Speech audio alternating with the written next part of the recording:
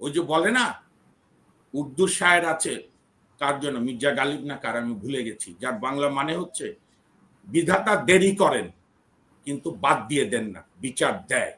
আমরা আমরা 2024-এর 4 আগস্ট তো সবাই বলছিল আরে না 41 পর্যন্ত কিচ্ছু নাই, শেখ হাসিনাই থাকবে। সুতরাং এগুলো ভবিষ্যৎবাণী করে লাভ নেই।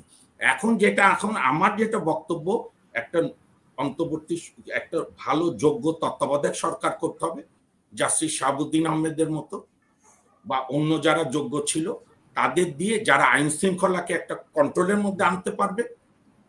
আপনি বলেন আমাদের দেশের সার্বভৌমত্ব রক্ষার যে সেনাবাহিনী কতদিন বাইরে থাকবে, কতদিন বাইরে থাকবে? কাজেই আপনার এই আইন শৃঙ্খলার এতদিনে উচিত ছিল, আমার মনে হয় আমার 2 সহযোগী আলোচক ও শ্রদ্ধেয় আলোচক একমত হবে, অ্যাটলিস্ট জরুরি স্পেশাল পুলিশ বিসিএস ব্যাচ করে 1000 খানেক এপিএস নেওয়া, এএসপি নেওয়া, অসংখ্য বেকার মেধাবী ছেলে মেয়েরা ঘুরছে আমাদের। তারপরে কনস্টেবল নিয়োগে লাগে দৌড় প্রতিযোগিতা আর ম্যাট্রিক পাস, প্রচুর আছে আমাদের জনগোষ্ঠী। এগুলো নিয়ে পুলিশকে সংস্কার না করলে নির্বাচন একটা দক্ষ যোগ, নির্বাচন করা এত সহজ না। কাজে এখানে জেদাজিদির বিষয়ে আমি মনে করি এনাদের দিয়ে আর হবে না। একটা আইন অনুযায়ী তত্ত্বাবধায়ক সরকারের রায় আসলে তত্ত্বাবধায়ক সরকার নিয়োগ করে 3 মাসই, কারণ রায় যদি অক্টোবরের শেষে দেয়, তত্ত্বাবধায়ক নভেম্বরে গঠন হলো, নভেম্বর ডিসেম্বর জানুয়ারি শেষে বা ফেব্রুয়ারিতে নির্বাচন হবে। কিন্তু এই সরকার বায়াসড, কখনো সে বিএনপির দিকে, কখনো জামাতের দিকে, কখনো এনসিপির দিকে। কাজে আমি এই প্রশ্নগুলো অন্য রাজনীতিবিদদেরই তোলা উচিত ছিল, হয়তো জোট করে এমপি ভাগটা পাবে সেজন্য হয়তো করে না। তো যাই হোক, সেটা তাদের ব্যাপার। কিন্তু জনগণ বলছে এনাফ ইজ এনাফ। আপনি রিকশাওয়ালার সঙ্গে কথা বলেন যারা শ্রমজীবী মানুষ।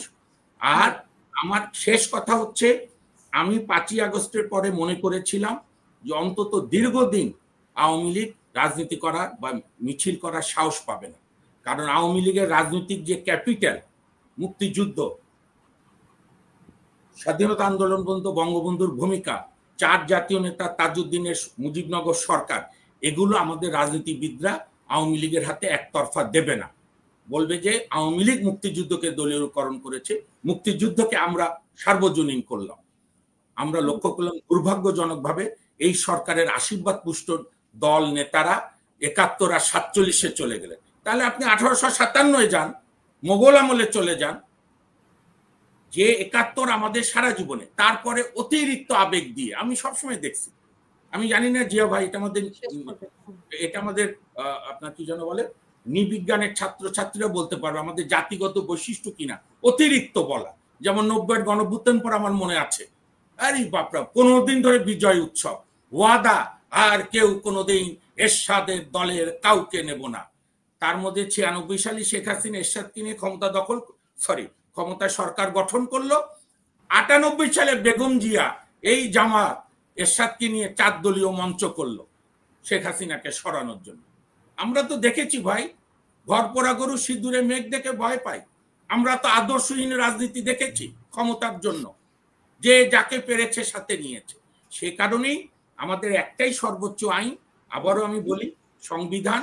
এবং মূল যে 72-এর সংবিধান, যেটা বঙ্গবন্ধু হাত দিয়ে প্রথম 73 সালে, আপনি জানেন, আপনার দর্শকদের বলি হাসিনা পা, 72-এর সংবিধানে জরুরি আইন জারি করার বিধান ছিল না। জিয়া ভাই আপনাকে স্মরণ করে, বাবলু ভাই, জরুরি আইন জারি করার বিধান ছিল না 72-এর সংবিধানে।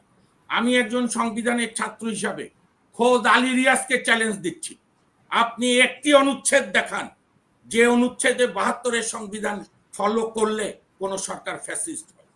বরং সরকার সংবিধান মানেনি বলেই, সরকারগুলো সংশোধন করেছে বলেই দলীয় স্বার্থে আজকে জাতির এই করুণ পরিণতি। কাজেই আমরা অপেক্ষা করি উচ্চ আদালতের রায়ের উপরে।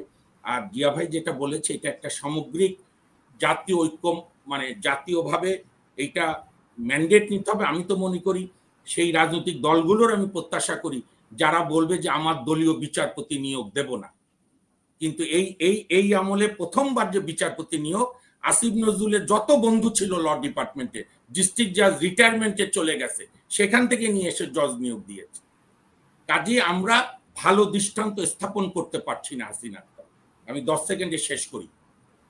আমার বাবা স্বাধীনতার পর প্রথম 72-এর এসডিও মুজিবনগর অফিসারের পর, এবং আমার আব্বা বলেছে 73-এ যখন আওয়ামী লীগের মানে অন্যায় শাসন বেড়ে গেল, রক্ষী বাহিনীর অত্যাচার বেড়ে গেল, যে স্বপ্ন দেখিয়ে আমাদের পূর্বসূরীরা মুক্তিযুদ্ধ করেছিল, তখন শহীদের ভোলার এক শহীদের বাবা আমার বাবাকে প্রশ্ন করেছিল, এসডিও সাহেব বরিশালের ভাষা আমি পারি না, ভোলার ভাষা, যে মুজিবর কি করতে তাহলে দেশ ভাঙলো, যদি একই কাহিনী চলে।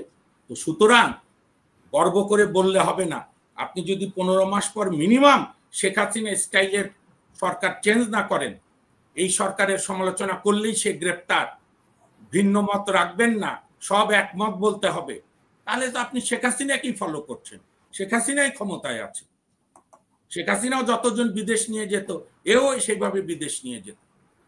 এবং যে দর্শক বলছে, আমি গর্বের সঙ্গে আমি ছাত্র ইউনিয়ন করেছি, আমার গর্ব, আমার সংগঠন ছাত্র ইউনিয়ন 1952 সালে ভাষা আন্দোলনের উপর প্রতিষ্ঠিত হয়েছে, কোনো রাজনৈতিক নেতাদের পকেট থেকে না।